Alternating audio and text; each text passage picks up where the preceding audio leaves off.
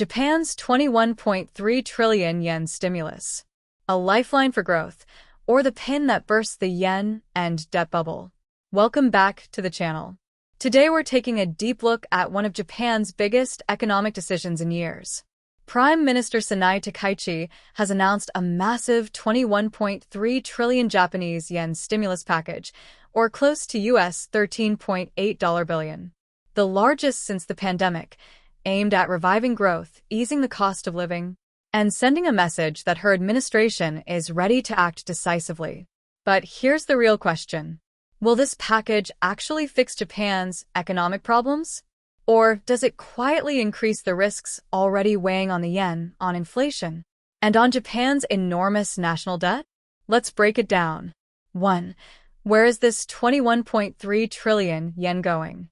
The package is huge, but the structure is straightforward. 17.7 trillion yen in direct government spending. This is real money allocated through a supplementary budget. 2.7 trillion yen in tax cuts, mainly income tax relief and temporary reductions on gasoline-related taxes. Additional special accounts and claimed induced effects. The government says the total impact may reach 42 trillion yen once private investment is included. But that number should be treated with caution.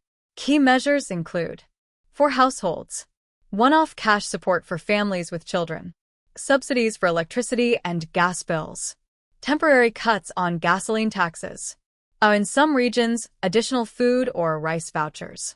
For the economy and businesses, tax incentives for investment in 17 strategic industries including AI, semiconductors, shipbuilding, robotics, and more.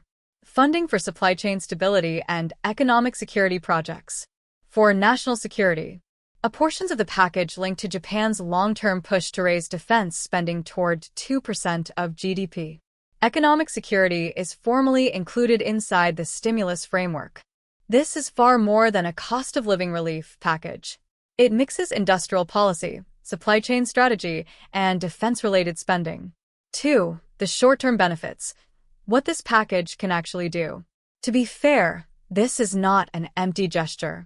It can stabilize Japan's near-term growth numbers.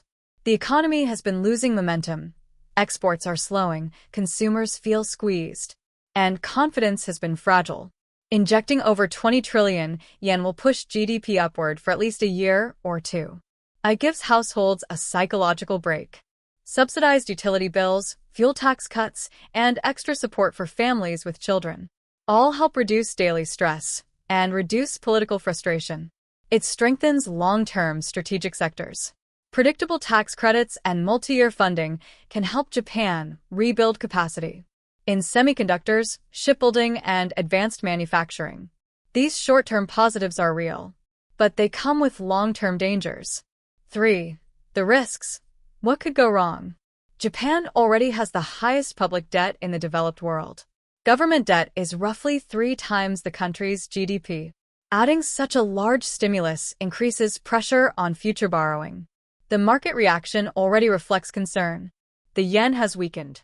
Long-term Japanese government bond yields have risen. Investors are asking whether Japan's fiscal direction is sustainable. This is not a small warning sign. The yen inflation feedback loop. Takaichi strongly supports continued ultra-loose monetary policy. Combined with large fiscal spending, this often leads to a weaker yen. A weaker yen makes imported energy, food, and materials more expensive. Households feel that inflation even if official CPI numbers are pushed down by subsidies. This creates a dangerous loop. 1. Yen weakens. 2. Import prices rise. 3.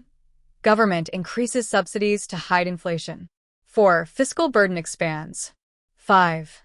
Markets lose confidence. 6. Yen weakens again. This cycle is one of Japan's biggest medium-term risks. Structural problems remain untouched.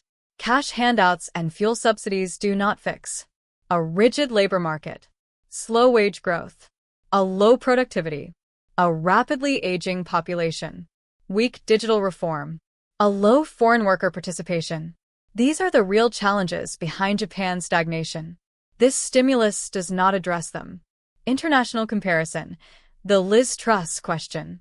Some analysts have openly compared Japan's direction to the United Kingdom's 2022 fiscal crisis under Liz Truss, when aggressive tax cuts and expansionary spending triggered a market meltdown. Japan is not there yet, but the similarities are concerning, and global investors are watching closely. 4. Why this matters beyond Japan. Even if you're outside Japan, this decision affects you. A weaker yen changes tourism, investment, and asset flows. Cheaper Japanese prices attract visitors and investors, but they also erode the real income of anyone earning in yen. Japan's industrial strategy reshapes supply chains, especially in semiconductors, advanced materials, defense manufacturing, and shipbuilding, sectors critical to Asia and the West. Energy subsidies complicate global climate and energy debates. They relieve short-term pressure, but undermine long-term transition signals. Japan's decisions ripple far beyond its borders. 5. Final verdict: a lifeline with sharp edges. Japan's 21.3 trillion yen stimulus package will soften economic pain in the short term. It will help households, and it will make the government look active and decisive. But it also adds to an already massive public debt burden, risks further weakening the yen, distorts inflation through subsidies, delays structural reforms Japan urgently needs. So is this a lifeline? Yes, for now. Is it also a potential trigger for future instability? Very possibly. Only time will tell whether Japan has launched a necessary rescue or quietly expanded a bubble around its currency and its debt. Thanks for watching. If you'd like more deep dives into global economic and geopolitical shifts, don't forget to subscribe and share your thoughts below. See you in the next video.